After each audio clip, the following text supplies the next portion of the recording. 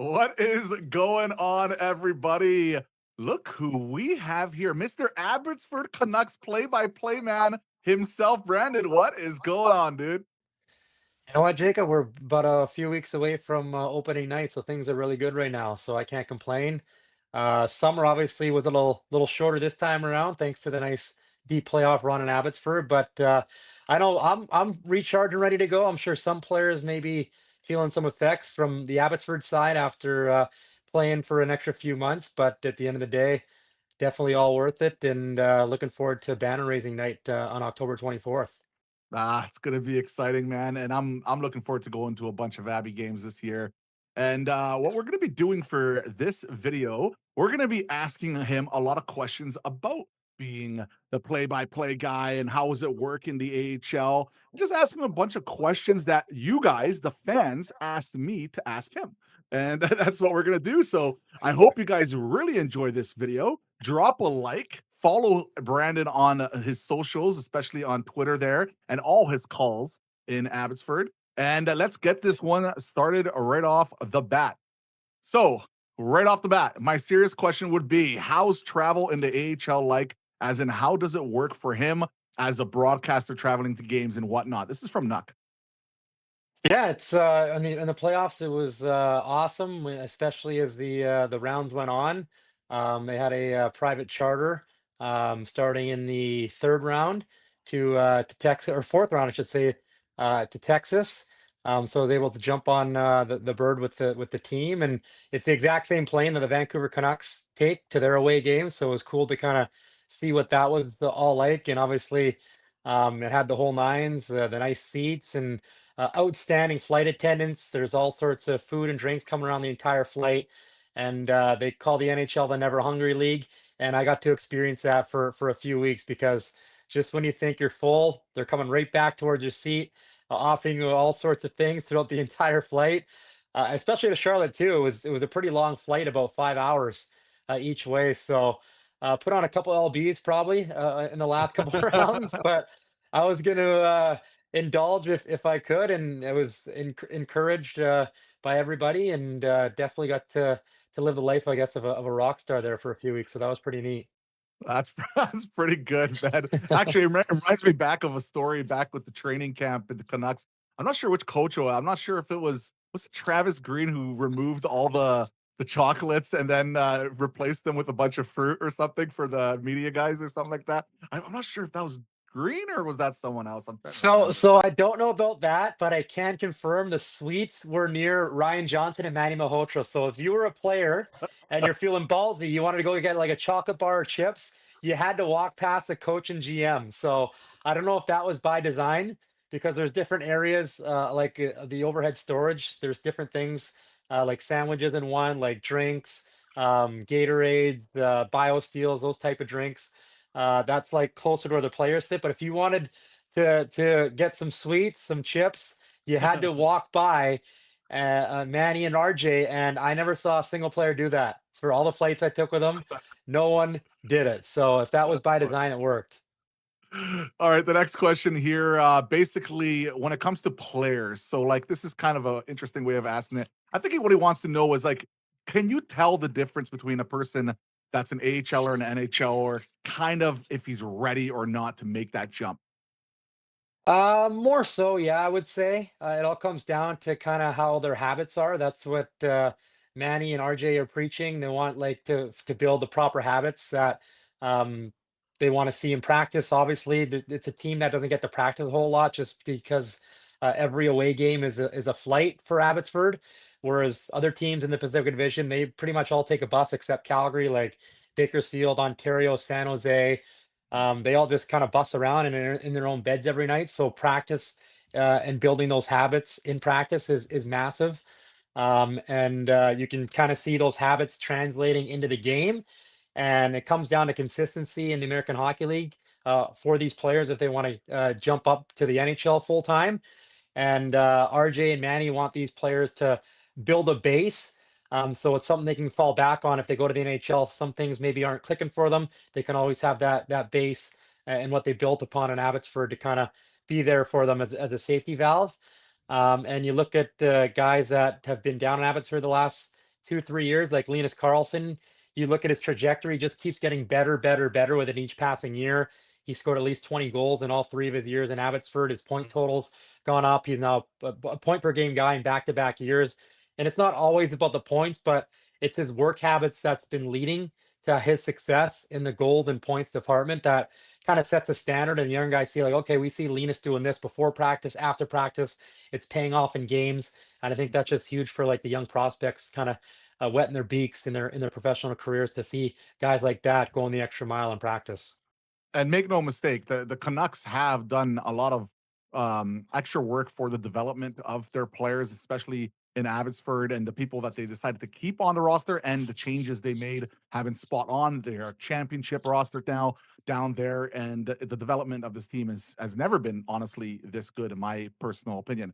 All right, so we have Patrick Alvin. No, okay, obviously this is not the real Patrick Alvin. Someone's playing jokes, but he does have a question. NHL broadcasters have said that NHL play-by-play is easiest because there's less turnover. Players are more distinguishable because of how unique certain parts of their game are. So, what kind of things go into something like prep, or what does prep look like for you before a game or a series? Well, Patrick, thanks for the question. Yeah, preparation is huge, especially in the American Hockey League. Bang on, like there's a lot of turnover. All of a sudden, you see line combinations at a morning skate, but all of a sudden, someone gets called up. It kind of gets things get thrown to a blender. Another player or two have to come into the lineup, and so you got to be ready. You've got to be on your toes. You got to know the players, trends, statistics, their background, all that type of stuff. So, I take a great deal of pride in being well prepared, and if things get thrown at me just before a game, during a game, I can kind of be ready with the pertinent information. So if we have a game on Friday, I'll start my prep on Monday. Mm. I hope to usually have the Abbotsford side dialed in pretty closely. At the start of the year, there's going to be a lot of new faces I got to get to know, but like December, January, um, I should have a pretty good understanding of the players and what they're all about and stats and all that. So I do a lot of work on like the road teams early in the week, Monday, Tuesday, get to know them and their backgrounds by just like Googling and looking at their Uh-huh. highlights and stats. And do they play college? Do they play in the Canadian Hockey League? Do they have any like connections with Abbotsford players? Do they play with a Canuck player in junior or minor hockey? Things like that. I always like to throw some interesting tidbits out, like just like one that stands out. I had a call from Max Sassen's dad, Alan, before we played the Texas Stars, and he gave me a great tidbit about how Max played with Justin Ritzkovian, who was the AHL Rookie of the Year, and Nate Smith was on their minor team as well, or junior team as well in the USHL.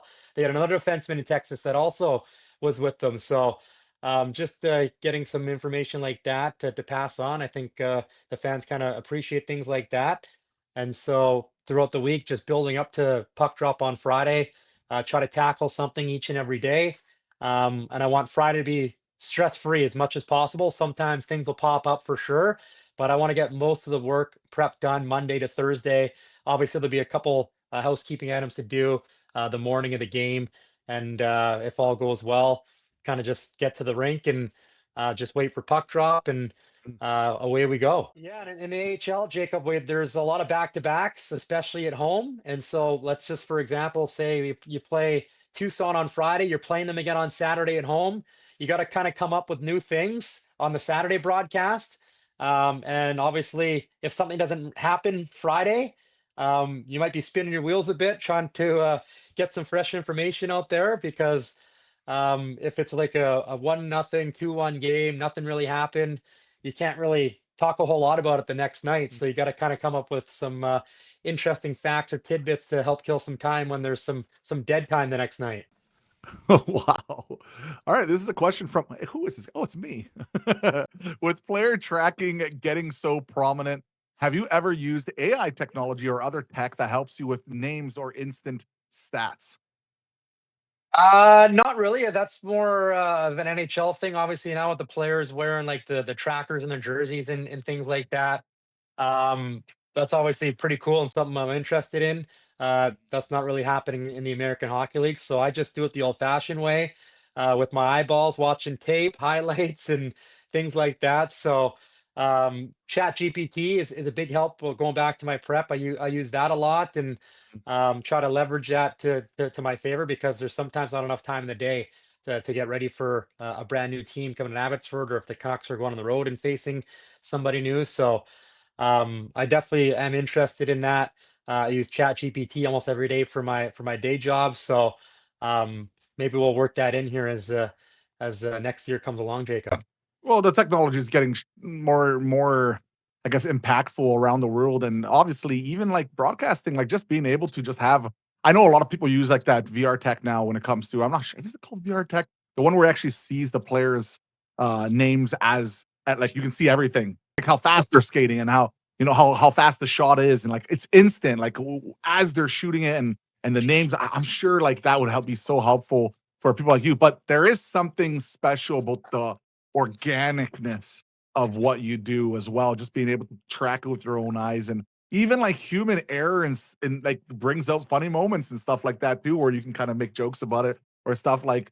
So I see both aspects of it, but I'm sure it would make it much easier for you for sure, with the different type of technologies there. From I'm not sure what that name is, YUE. Who was his favorite player to talk or interview with? Oh, that's a good one, because there's a lot of great personalities on Abbotsford, especially last year. To pick just one, I don't know if I can do it, because there's so many engaging guys. I joke that Max Aston is gonna be my color guy in 20 years when he retires, because he's not only very engaging, but he's actually interested in broadcasting. He told me that when he was a rookie. Oh, interesting. Yeah, Fascinating. so I can definitely see him having a career after hockey and something like that. He's awesome. He's a great interview. Atu Ratu's fantastic.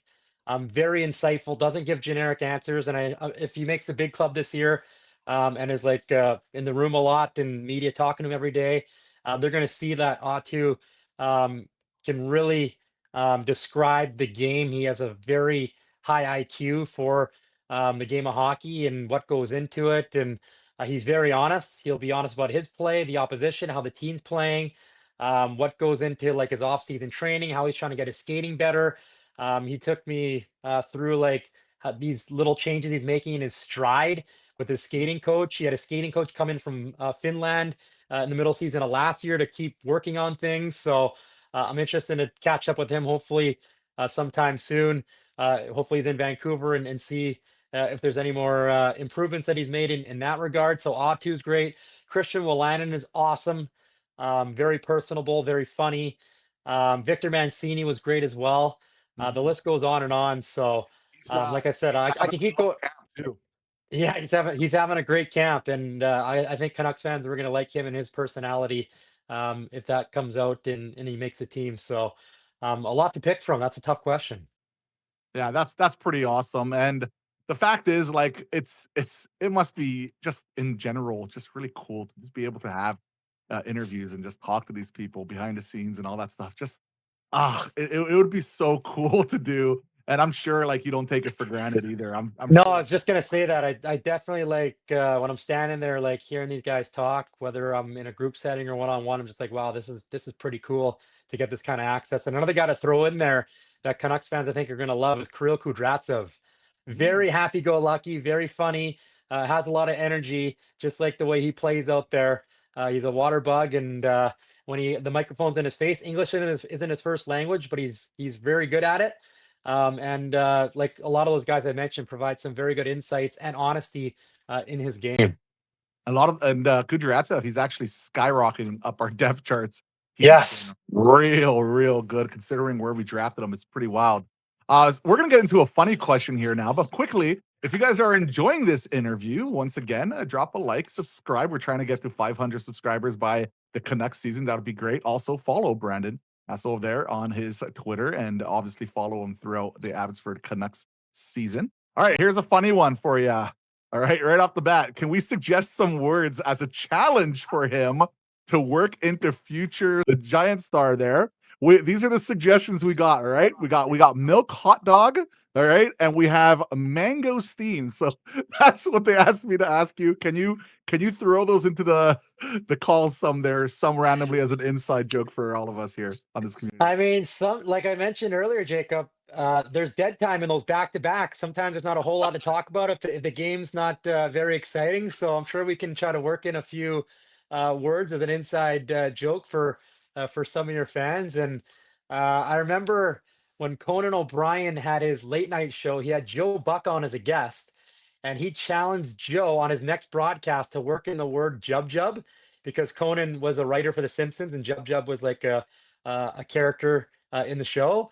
And he said, if you do that, I'll donate some money to a charity of your choice. And so Joe said, let's do it.